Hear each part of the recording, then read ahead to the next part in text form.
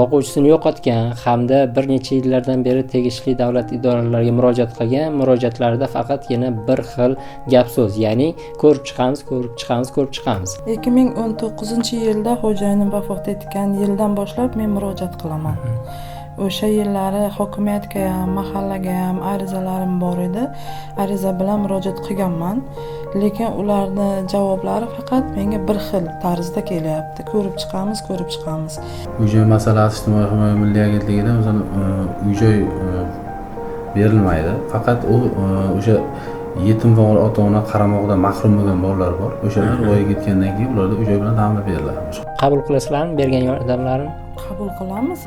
Hozirda bularga qanday yordam ko'rsata olamiz shunda? Fuqaro endi hozir agarda mana shu tegishli mutasaddilar qandaydir yordam beraman desa, misol kichikmi, kattami, baribir yordam beraman desa, sizlar u yordamiga qabul qilasizlarmi bergan yordamlarini? Qabul qilamiz. Subsidiya asosida murojaat qilib, o'sha subsidiya asosida uy-joy olish mumkin. To'g'ri, u sizlar bilan bog'liq holat emas, bu davlat xizmatlari bilan bog'liq holat. Yordam kerak. Ijtimoiy reyestrga kirgandan keyin uy-joy nomida bo'lsa, undan keyin 20 million 500 ming so'mgacha bo'lgan mablag' ajratib beriladi. Hokimiyatga, xotin-qizlarga ariza yozganman. Uy-joy masalasi bo'yicha uyim yo'qligi. Fuqaro mana hozir aytib o'tyapti, boquvchimni yo'qotganman deb. Lekin fuqaro boquvchisini yo'qotganlik pensiya nafaqasi olmar ekan, turmush o'rtog'i bilan shahar nikohda yashagan va tug'ilgan farzandi o'zini nomida bo'lgan. Muqimova Malohat opa o'zini oilaviy sharoitlaridan kelib chiqib, o'ziga tegishli bo'lgan uy-joyini, hovlisini sotgan qarzdorlik sababli bo'lsa kerak. Baribir javob kelmadi, yaxshi ijobiy javob bo'lmadi. Uy-joyini sotib, o'zlari Taroqli mahallasidagi qo'shni mahallamizda ijarada yashab keladi. Biz fuqaroni yolg'izona sifatida 4000 bir ariza orqali bola nafaqasiga topshirib, bunda inson omili aralashmaydi. Topshirib, shu agar Vazirlar Mahkamasining 2026-yil 29-yanvar tasdiqlagan 35-sonli qaroriga to'g'ri keladigan bo'lsa, bola nafaqasi tayinlab berish mumkin. Muqimova Malohat opaga agar homiylar tomonidan uy-joyga muhtoj bo'lgan oilalarning ro'yxatini so'rab kelsa, ularning ro'yxatini berishimizni ma'lum qilganmiz. Malohat opani Rossiyada ishlab yurgan qizini agar Rossiyadan qaytgandan keyin bizga uchrashishini va u qiziga ish taklif qilishimizni ham aytganmiz. Kelganda edi bizga bor, bizlarda ham sexlar bor, ishlab turibdi.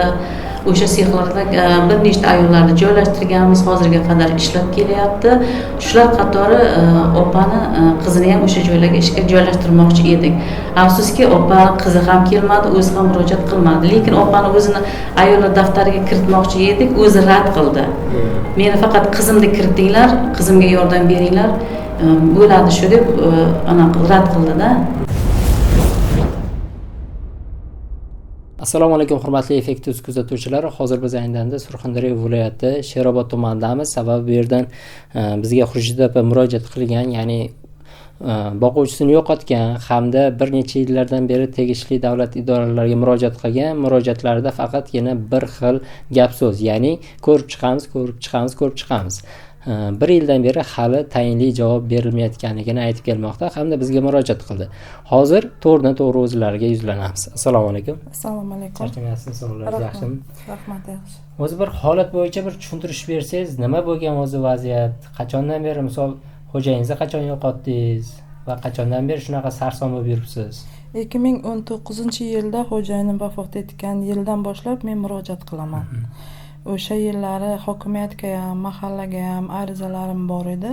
Ariza bilan murojaat qilganman, lekin ularni javoblari faqat menga bir xil tarzda kelyapti. Ko'rib chiqamiz, ko'rib chiqamiz. 1-2 marta kelib o'zlari tekshirib ketgan holatlar ham bo'lgan. Lekin baribir javob kelmadi, yaxshi ijobiy javob bo'lmadi. Menga shu tarzda sizlarga murojaat qilgandim. Endi hozirgi paytda to'g'ridan to'g'ri kimga murojaat qilgansiz o'sha paytlarda? Faqat shu hokimiyatga murojaat, hokimiyatga, xotin-qizlarga ariza yozganman.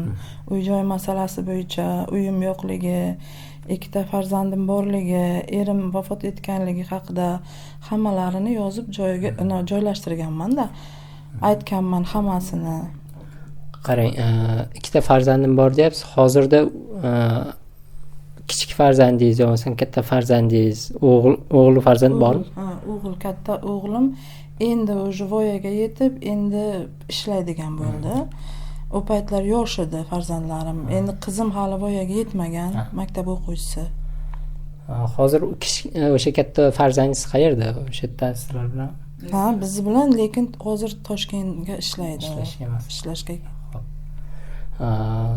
Agarda mana shu tegishli mutasaddilar qandaydir yordam beraman desa, misol kichikmi, kattami, baribir yordam beraman desa, sizlar u yordamiga qabul qilasizlarmi, bergan yordamlarini? Qabul qilamiz. Chunki prezidentning tegishli farmonlari bilan ijtimoiy himoya milliy agentligiga mana shu kam ta'minlangan. Bundan tashqari o'sha boquvchisini yo'qotgan holatlarda, qurilish binolari tugallanmay qolgan holatda uy yo'qlarga tegishli qarorlar bilan 20.600.000 so'm mablag' ajratish to'g'risida prezident qarori bor.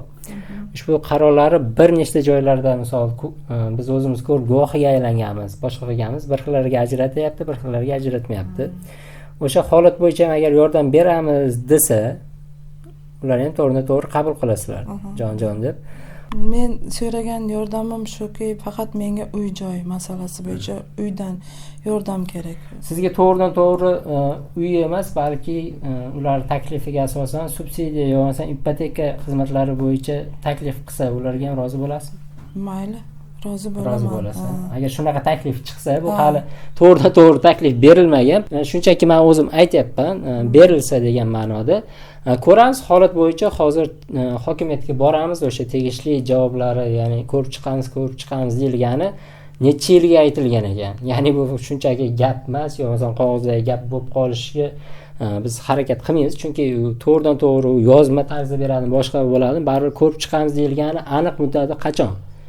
Shu savollar bilan tegishli mutasaddilarga bog'lanamiz, yoki to'g'ridan-to'g'ri o'zlariga yuzlanamiz va undan keyin to'g'ridan-to'g'ri ijtimoiy himoya milliy agentligiga boramiz. Bu bo'yicha umuman hali murojaat qilmagansiz? Yo'q, murojaat qilmaganman. Bu bo'yicha boramiz, ular tegishli javobini qanday yordam bera olishligini so'ragan bo'lamiz. Hozir biz ayni damda Surxondaryo viloyati Sherobod tumanida hokimlik binosida bo'lib turibmiz. Sababi bizga murojaat qilgan opani ishi bo'yicha keldik. Ya'ni bundan oldin intervyu berib o'tdik, ko'rdingiz. Ushbu holat bo'yicha biz to'g'ridan-to'g'ri ijtimoiy himoya milliy agentligi rahbariga yuzlanmoqchimiz. Sababi hozirgi holat bo'yicha murojaatchimiz ijtimoiy himoya milliy agentligiga murojaat qilmagan ekan. Shu sababdan hozirgi paytda boquvchisini yo'qotganlarga qanday yordam bera oladi, buni tartibi qanday? Shu holat bo'yicha rahbar o'ziga yuzlansak. Assalomu alaykum. Charchagansiz, sog'ligingiz yaxshimi? Masala bir tomonlama bo'lib qolmasin degan maqsadda baribir ikkinchi tomon o'rganish maqsadida keldik. Tanishganimdan xursandman, olim bor. Ushbu holat bo'yicha hozir qanday yordam bera olamiz? Aytaylik, biz bilamizki, ko'p holatlarda uyi nomida bo'lgan, kadastr hujjatlari bo'lgan holatlarda davlat tomonidan aytaylik o'sha 20.600.000, ya'ni ta'mir talab holatidagina u ajratilishi belgilangan.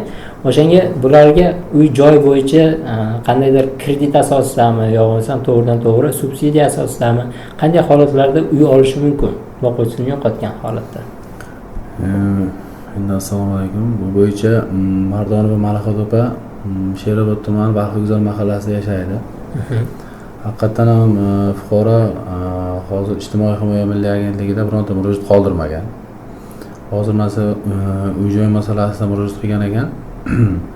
Uy-joy masalasi ijtimoiy himoya milliy agentligida o'zini uy-joy berilmaydi. Faqat u o'sha yetim va ota-ona qaramog'idan mahrum bo'lgan bolalar bor. O'shalar voyaga yetgandan keyin ularda uy-joy bilan ta'minlab beriladi. Boshqa fuqarolarga ular yo'q va Vazirlar Mahkamasi 412-sonli qaroriga asosan bu yerda faqat uy-joy ta'miri uchun pul ajratiladi. Unda fuqaroni birinchi navbatda o'sha ijtimoiy reyestrga kirgandan keyin uy-joy nomida bo'lsa, undan keyin 20.500.000 so'mgacha bo'lgan mablag' ajratib beriladi.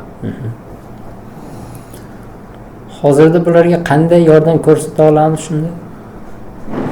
Fuqaro endi hozir subsidiya asosida murojaat qilib, o'sha subsidiya asosida uy-joy olish mumkin. To'g'ridan to'g'ri u sizlar bilan bog'liq holat emas, bu davlat xizmatlari davlat xizmatlari bilan bog'liq holatda. Hozir sizlar qo'linglardan bularga nima yordam berish keladi? Misol agar uy-joy emassa, qandaydir yordammi, qandaydir? Fuqaro mana hozir aytib o'tyapti, boquvchimni yo'qotganman deb. Lekin fuqaro boquvchisini yo'qotganlik pensiya nafaqasi olmar ekan, turmush o'rtog'i bilan shahriy nikohda yashagan va tug'ilgan farzandi o'zim nomida bo'lgan. O'shaning uchun boquvchi yo'qotgan nafaqasi tayinlanmagan. Biz fuqaroni yolg'iz ona sifatida 4000 bir ariza orqali bola nafaqasiga topshirib, bunda inson omili aralashmaydi.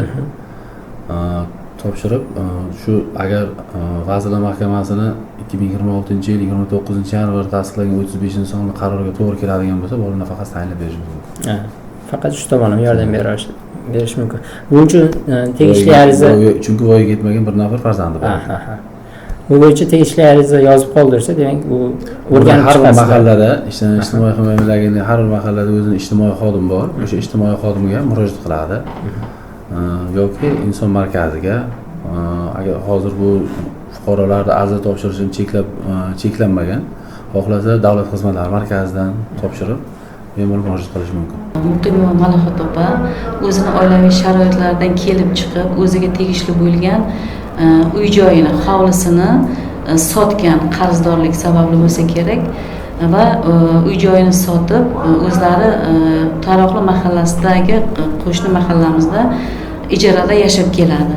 Bizga uy-joy bo'yicha murojaat qilgan vaqtida Muqimova Malohat opaga agar homiylar tomonidan uy-joyga muhtoj bo'lgan oilalarning ro'yxatini so'rab kelsa, ularning ro'yxatini berishimizni ma'lum qilganmiz.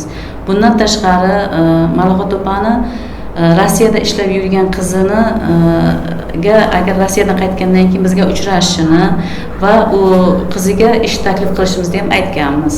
Qizingiz albatta Rossiyadan qaytgandan keyin bizga mahallamizga kelsin deb kelishini biz u kishiga tayinlaganmiz-da.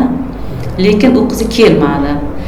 Kelganda edi bizga bor, bizlarda ham sexlar bor, ishlab turibdi. O'sha sexlarda bir nechta ayollarni joylashtirganmiz, hozirga qadar ishlab kelyapti. Shular qatori opani qizini ham o'sha joylarga ishga joylashtirmoqchi edik. Afsuski opa qizi ham kelmadi, o'zi ham murojaat qilmadi. Lekin opani o'zini ayollar daftariga kiritmoqchi edik, o'zi rad qildi. Meni faqat qizimni kiritinglar, qizimga yordam beringlar. Bo'ladi shu deb rad qildi-da. Lekin kelmadi qizi. Rossiyadan kelganidan xabarsiz qolib ketdik. Keyin Balxiguzar mahallasidagi hovlisini sotgandan keyin Taroqli mahallasiga yashab boshlagandan keyin bizning ro'yxatdan ham chiqib ketganligini o'zlari ma'lum qildi. Demak, hozirgi paytda hech qayerda ishlamaydi. Ishlamaydi, ham yashash manzili aniq emas. Bizda ro'yxatda yo'q. Bizning Balxiguzar mahallamizda yashamaydi. Ijarada yashaydi. Lekin sharoitlari yaxshi bo'lgan uy-joylardan o'tkazishga ham harakat qildim. Afsuski o'sha ijara uylarimiz ham band ekan.